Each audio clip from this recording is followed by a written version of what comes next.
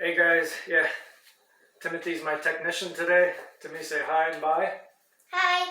Bye. And Timothy's controlling my camera, starting and stop. So now we're at the man with the red eyes. So the income results. They found the Central Intelligence Building.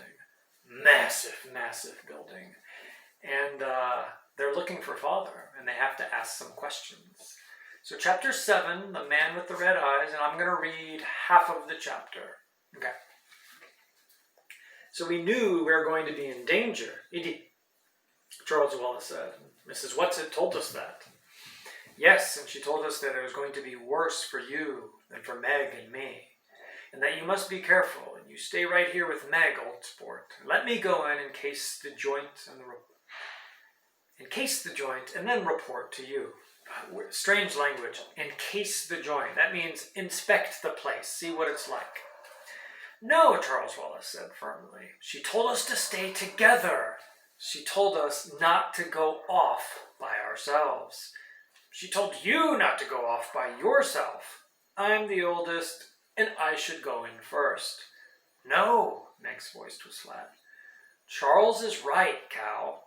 We have to stay together. Suppose you didn't come out, and then we had to go in after you. Come on. Let's hold hands if you don't mind.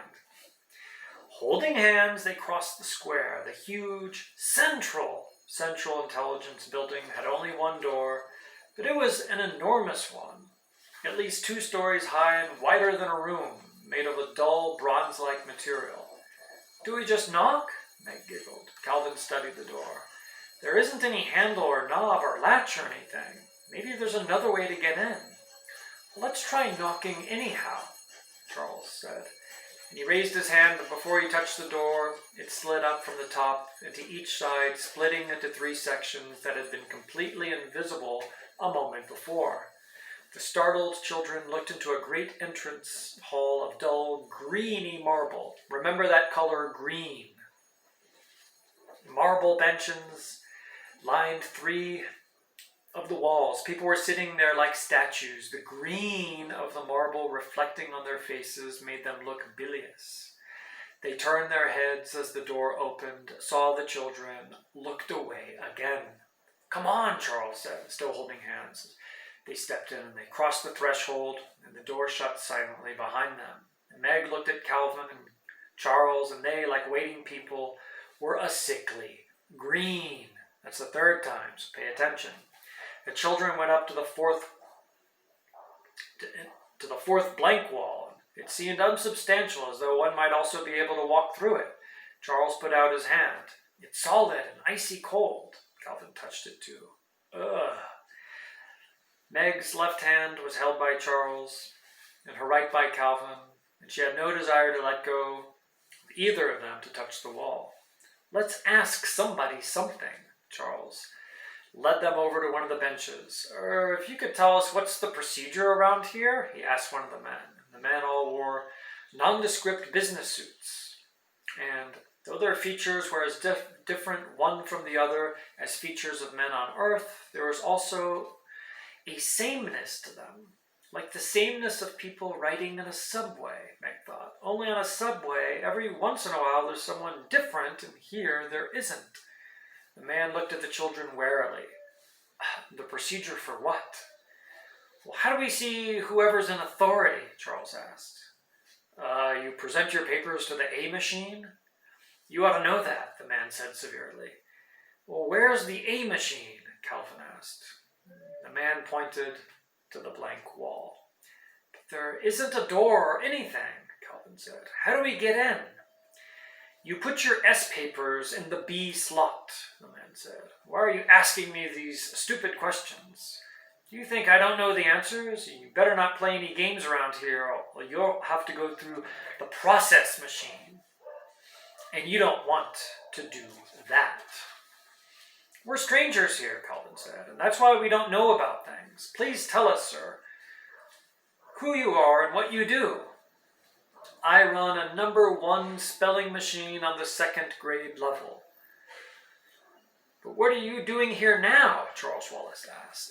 I'm here to report that one of my letters is jamming, and until it can be properly oiled by an F-grade oiler, there is danger of jammed minds.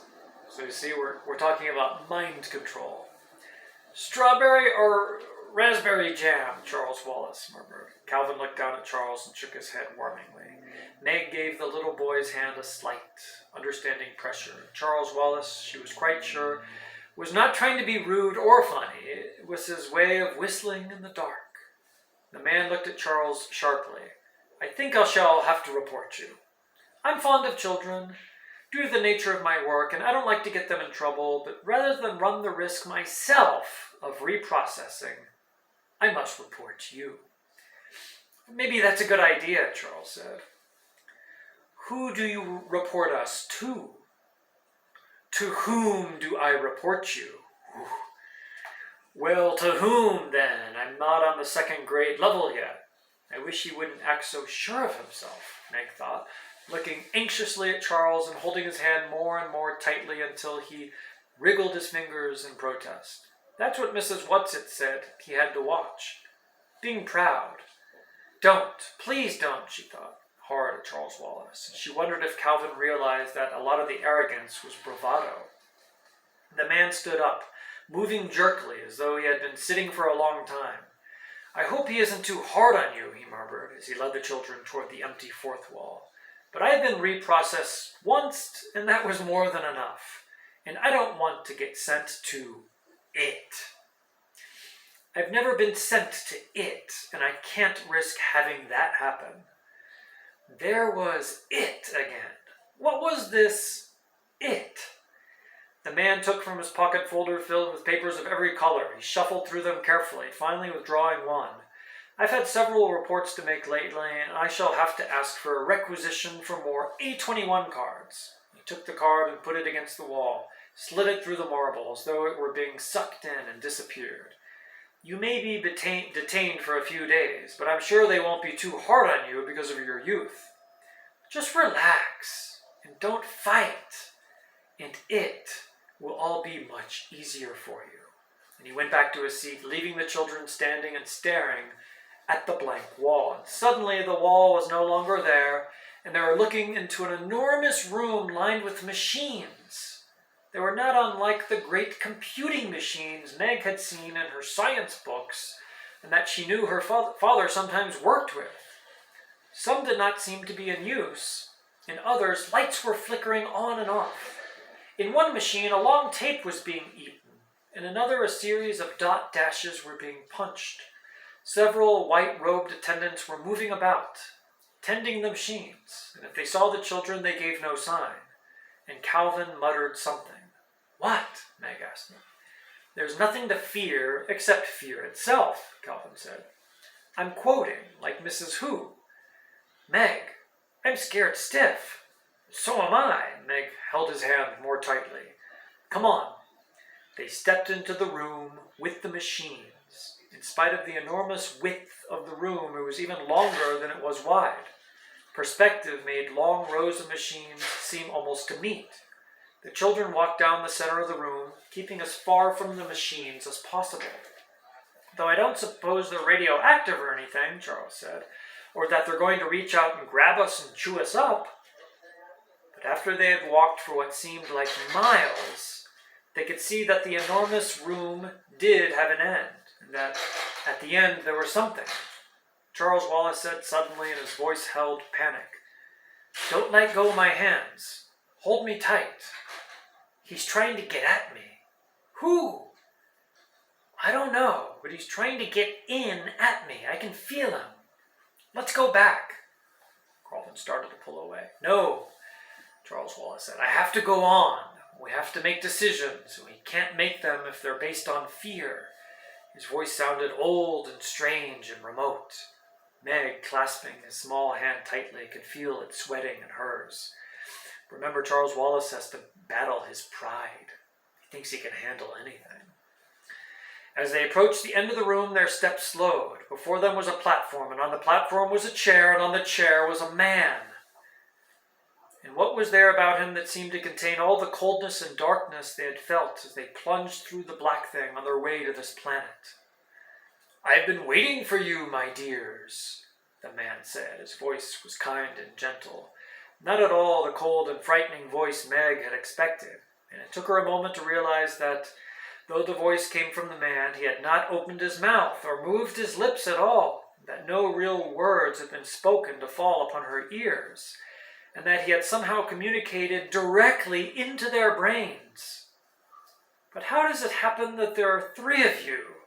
the man asked. Charles Wallace spoke with harsh boldness, but Meg could feel him trembling. "Oh, Calvin just came along for the ride." "Oh, he did he?" For a moment there was a sharpness to the voice that spoke inside their minds. Then it relaxed and became soothing again. "Well, I hope that it has been pleasant. Been a pleasant one so far." "Oh, very educational," Charles Wallace said. "Let Calvin speak for himself," the mayor ordered. "Molchi!" Making too much noise outside. "Let Calvin speak for himself," Calvin growled, his lips tight, his body rigid. "I have nothing to say." Meg stared at a man in a horrified fascination. His eyes were bright and had a reddish glow. Above his head was a light, and it glowed in the same manner as the eyes, pulsing, throbbing in a steady rhythm. Charles Wallace shut his eyes tightly. "Close your eyes," he said to Meg and Calvin. "Don't look at the light and don't look at his eyes. He will hypnotize you." "Clever, aren't you? Focusing your eyes would, of course, help," the soothing voice went on. "But there are other ways, my little man." "Oh, yes, there are other ways." "Well, if you try it on me, I shall kick you," Charles Wallace said, and it was the first time Meg had ever heard Charles Wallace suggesting violence. "Oh, will you indeed, my little man?"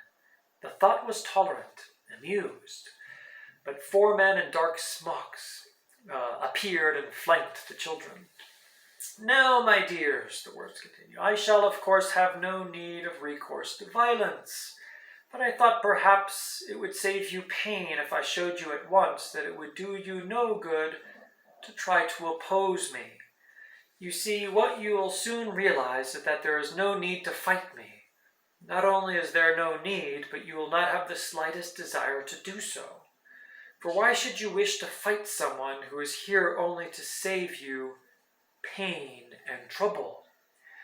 For you, as well as for the rest of all the happy, useful people on this planet, I in my own strength am willing to assume all of the pain, all the responsibility, all the burdens of thought and decision." We will make our own decisions, thank you," Charles Wallace said. "Ah, but of course. And our decisions will be one, yours and mine. Don't you see how much better, how much easier for you that is? Let me show you. Let us say the multiplication table together." "No," Charles said. One and one is one. Once two is two. Once three is three. Mary had a little lamb," Charles Wallace shouted. "Its fleece was white as snow." "Timmy di Suda." "Once four is four. Once five is five. Once six is six." "Timmy." "Mary had a little lamb." Little lamb, little lamb, Mary had a little lamb. "Its fleece was white as snow." That's from Khan Academy. "And everywhere that Mary went, the lamb was sure to go." Timmy Ditha. "Once seven is seven. Once eight is eight. Once nine is nine. Peter Pumpkin Eater had a wife and couldn't keep her. Once 10 is 10. Once 11 is 11. Once 12 is 12. The number words pounded insistently against Meg's brain. They seemed to be boring their way into her skull. Twice 1 is 2. Twice 2 is 4. Twice 3 is 6. Calvin's voice came out in an angry shout.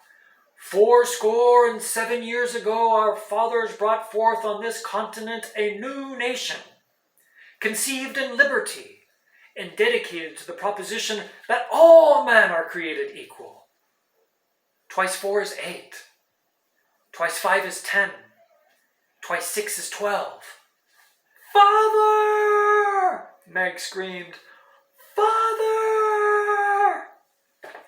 Wow, just an amazing place to stop. The man with the red eyes is trying to hypnotize them with the mathematical table. They're trying to fight back with nursery rhymes, fairy tales, with Abraham Lincoln. And so they're trying to not be hypnotized. And right now there's this whole battle. And Meg knows Father is just somewhere on the horizon. So that's the half of this chapter. And in next class we'll get the next half of the chapter. So thanks for tuning in. Krasny.